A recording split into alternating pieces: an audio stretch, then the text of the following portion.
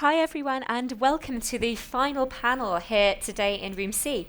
My name is Julia Ray, Cosmetics Businesses Editor, and for the next 30 minutes we are going to discuss Beyond Skin Deep, Beauty Manufacturers Driving UK Innovation.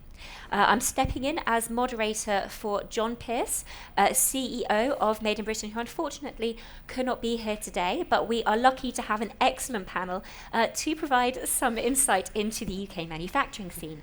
I am joined by Shalom Lloyd, founder and managing director of Naturally Tribal Skincare, Madeline White, CEO and founder of Junie Cosmetics, and Chris Taylor, director at Eve Taylor London Limited. So to start off, tell us a little bit about yourselves and your respective businesses. Madeline, you're next to me, so I'm going to pick on you. Okay. Hello, I'm Madeline, a makeup artist and founder of Junie Cosmetics. So at Junie, we specialise in premium lip care and colour, which is 100% plastic-free, vegan, and then we use a lot of organic ingredients. And then recently, in the last 2 months, we've launched our first bricks and mortar store called Junie & Co. So we have Junie and 19 other brands that we represent. Lovely. And Shalom? Yes, hello everyone. I'm Shalom Lloyd. I am the founder of Naturally Tribal Skincare, a small indie brand. I'm a pharmacist by qualification. I've worked in drug development for the past 26 years, so the beauty industry is completely new to me. I only came into it because after 4 cycles of IVF and having my son, he was born with severe eczema, so it was about going through the journey of finding a natural remedy for him, and that's how my company started. Fantastic. And Chris? Yeah, I'm Chris Taylor. I'm not the founder, but my mother is, Eve Taylor. She's 91 this year. And basically, I'm nearly 60, so that gives you some idea as to when the business was started, because it was started before I was born.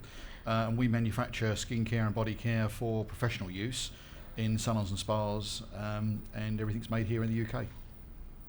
Lovely. Now, we are here on this panel to fly the flag for the UK. Apologies to any other nationalities out there. But what, in your opinion, makes the UK the world's best place to manufacture beauty products, Chris? I like it because we've got a lot of great people. We've got excellent facilities. We've got a huge resource of knowledge, and we have a long history of manufacturing from the kitchen table, if you like, right the way through to finished product. No, we as a company, a lot of freedom. We look at other markets, but we make everything in the UK, and it's been good for us. Lovely. And have you kind of promoted your UK heritage consistently throughout the lifetime of the company, or is this something you've really started kind of promoting more in recent years? Very much so. Yeah, we export all over the world, in the United States, in Australia, Malaysia, Singapore, quite a lot of Europe. Despite the Brexit, we cover.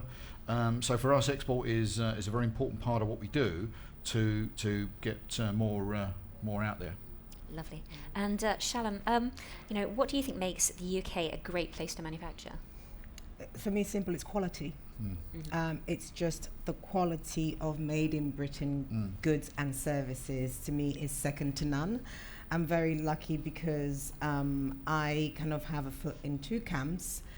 I wanted to find a sustainable source of my natural ingredients, and I built a share facility in Africa, employing about 22 rural women to actually make the ingredients, bring it into the UK to manufacture, formulate, package and test. Now we export back to Africa as well. So because it's made in the UK, it's quality. So for me, it's all about quality. Absolutely. Fantastic. Now we know many countries with a strong heritage in manufacture have leveraged on this made-in movement. So how are your beauty products received overseas in export markets, as you say, with the Made in Britain mark? Maybe Madeline, you can... Yes, so when we started our company, we looked globally for different suppliers, and it just so happened that our favourite ones were predominantly UK-based. We then got advice from the Department of International Trade, and they suggested we got Made in Britain certification because it has such a mark. It's recognised, and it's really important for a lot of overseas customers to see that accreditation. So particularly when we export to certain parts of Asia, I think that's really helped us. And yeah, it's it is received by other businesses as well, but also consumers, as a sign of quality. Value added. Like you said, Yeah. So.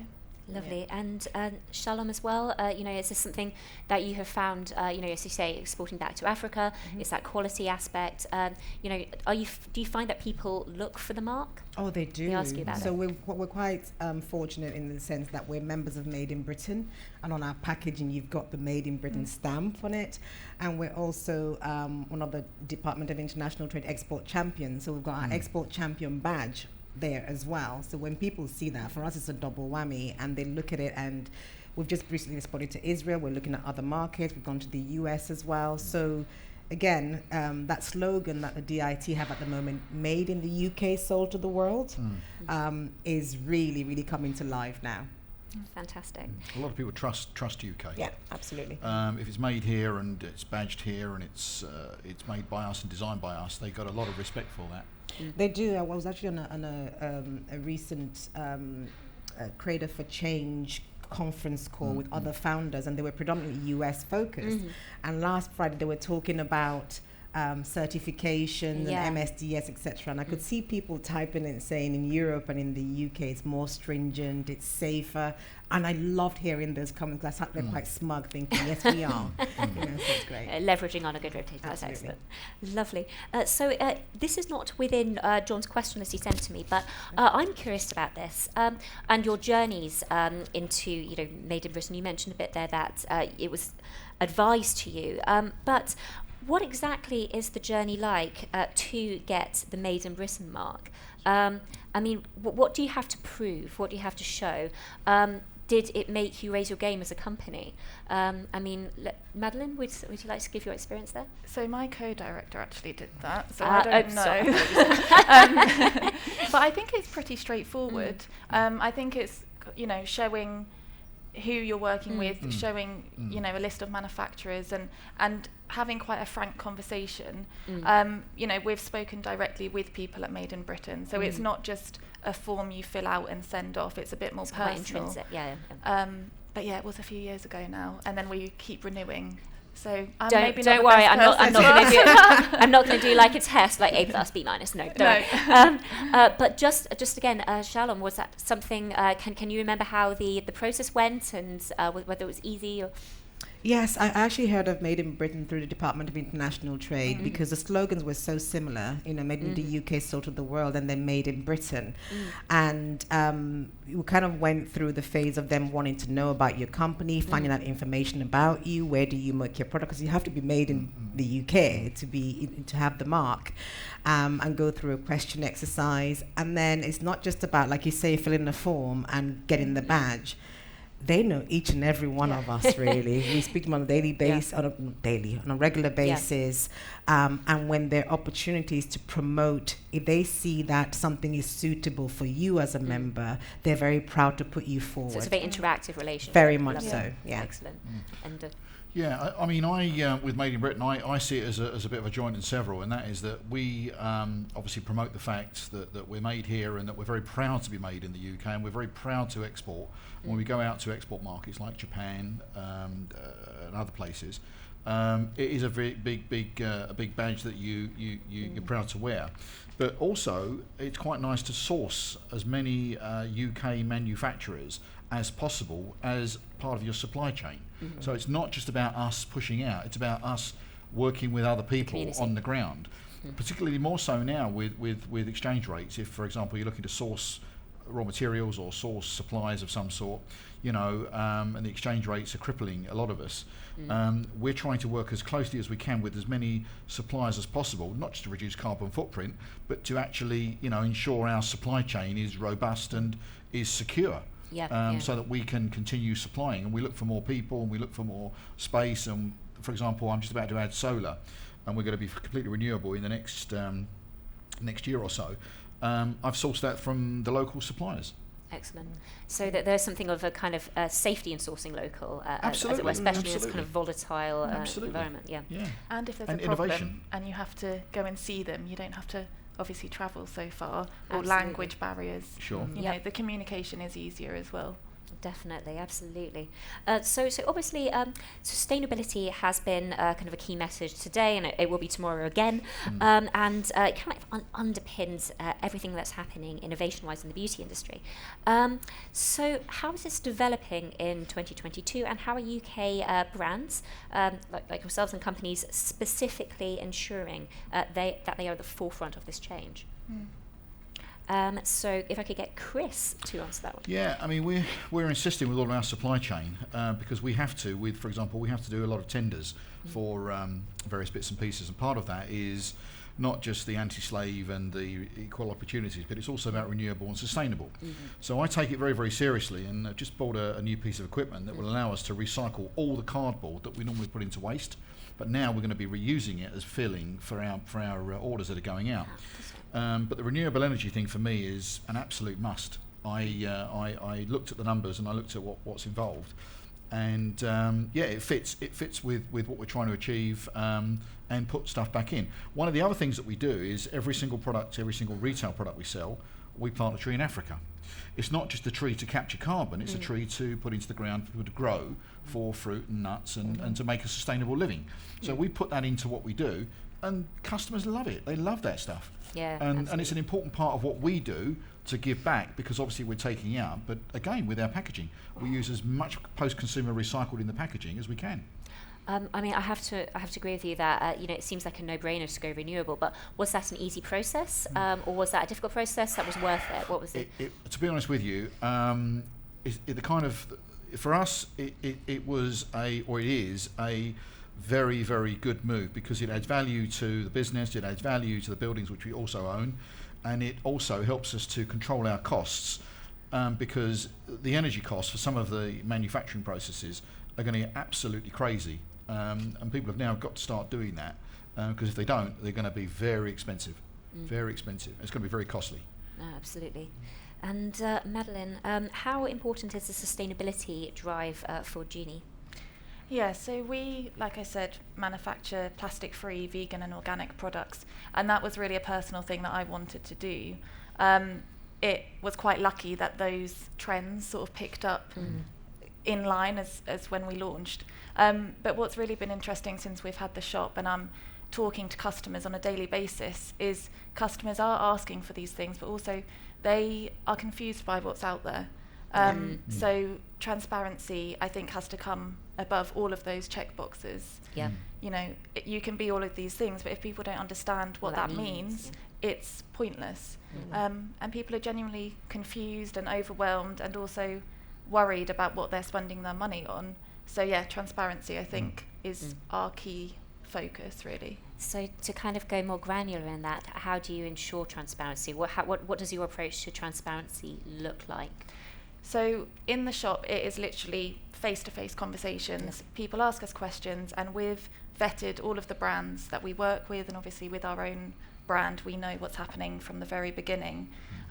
So we're doing that research for the customer, and we're then talking to them in a really simple way, not to be undermining, but also, there's so much information, and it is really intimidating for people.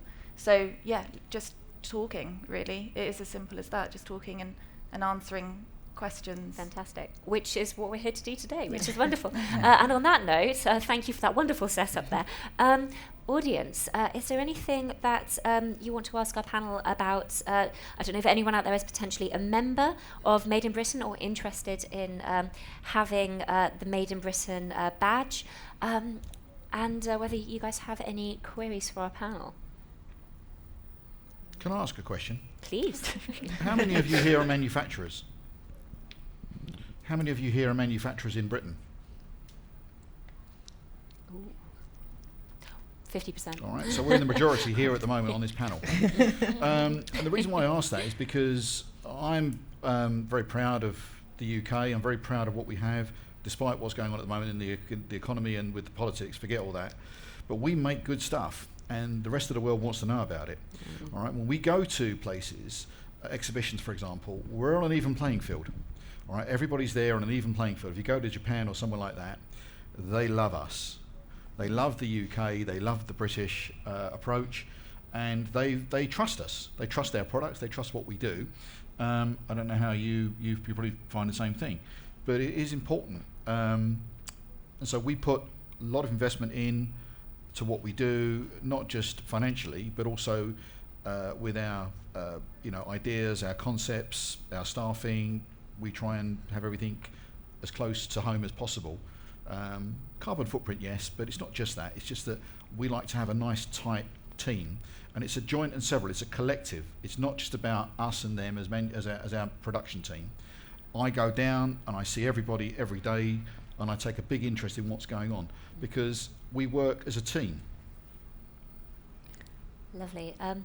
I do really kind of agree with you there that there is, I think, an awful lot of, I was in Greece on holiday when the news that the Queen had passed away kind of was announced, and for an entire 3 days, everyone I spoke to was like, we're so sorry, as if I knew her personally, which obviously I don't, we're so sorry, and would talk to me for about 5-10 minutes about, how much she meant. Absolutely. And it was quite phenomenal, actually, because I was like, well, I'm in a totally different country.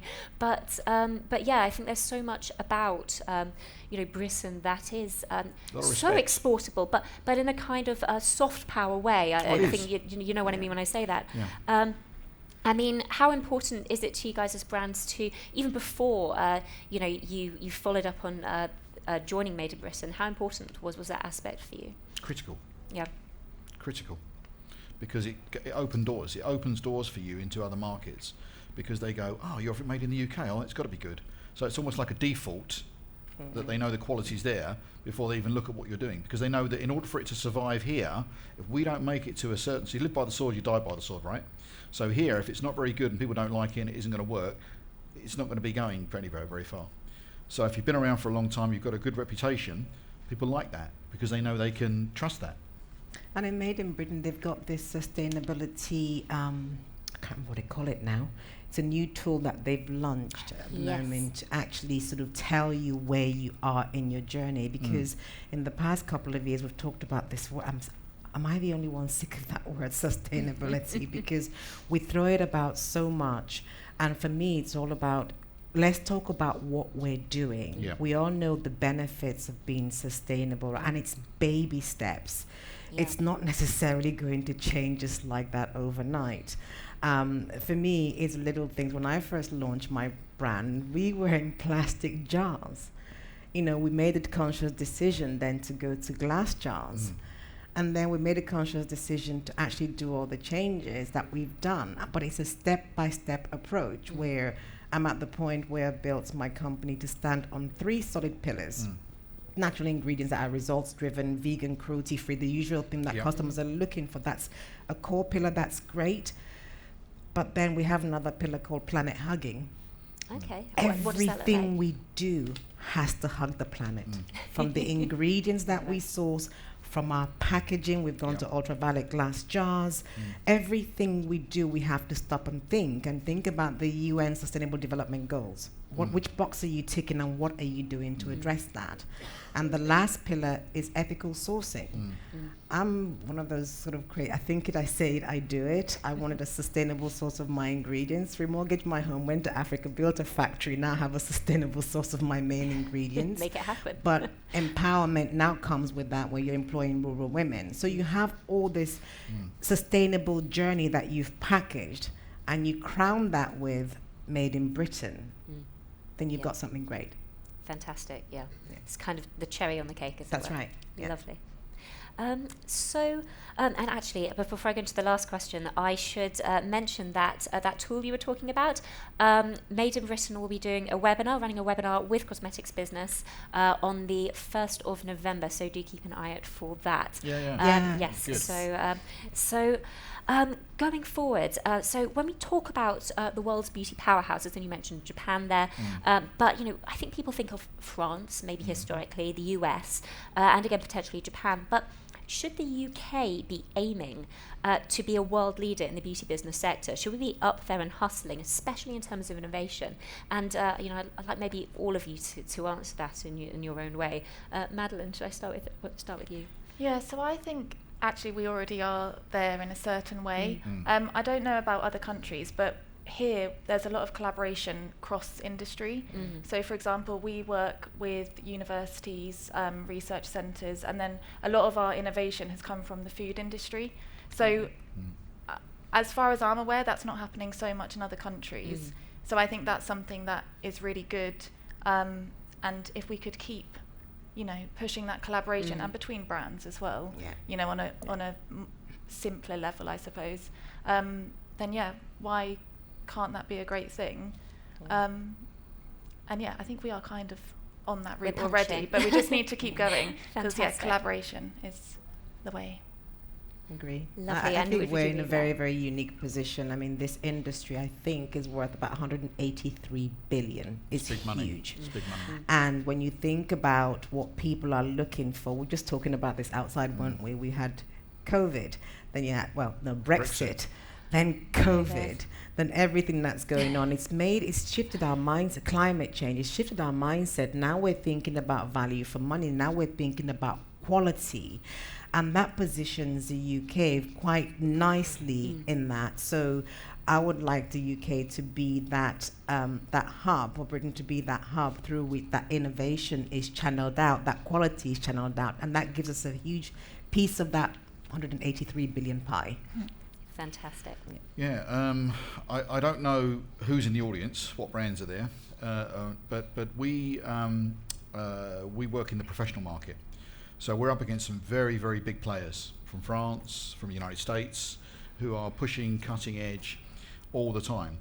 And we have to be up there with them, alongside them, if not ahead of the curve. And so when we look at products, we looking at what people are using, and then what we try to do is we try to either match or exceed the expectations of the customer and drive innovation. So that's what we're trying to do, drive innovation all the time with our chemists, and also with our production processes, streamlining, making us much more sustainable, and with the packaging and everything else. But we also work on a professional level. Therefore, the customer, the consumer, not necessarily of off-the-shelf products, which obviously is important, but actually physical treatments, feel good, well-being, sleep, all those sorts of things. People now want to not just look good, they want to feel good. So well-being is a huge part of our business, of which skincare is a part of that. So we try and look for innovation and collaborate where we can, where possible. People come to us, we go to them, we come up with ideas, we put them on the table, we kick them around, and then we, create the prototypes. Sometimes it works, sometimes it doesn't work, but we keep pushing the envelope, pushing, because when you're competing with the United States and with the rest of Europe, the French, the Germans, the Italians, the Spanish, you name it, we're right up there. We're absolutely up there with the right products. Absolutely. I believe, anyway. Fantastic. Well, guys, it's your last chance now to ask any questions of our panel. If anyone has any queries? Nope. Well, if you're being shy and would like to speak to them outside in room A, you will get an opportunity. Just grab them gently on the way out. So thank you so much, Talon, Madeleine and Chris, for your insights over the past half hour there. This is the final panel of the day, and also my final moderating session of Cosmetics Business Live. So I'd like to thank you all for attending and for being a fantastic audience throughout all of today. The event closes at 6 p.m. And doors will open tomorrow at 9 a.m. So hopefully see a lot of you then. Thanks. Have a good evening.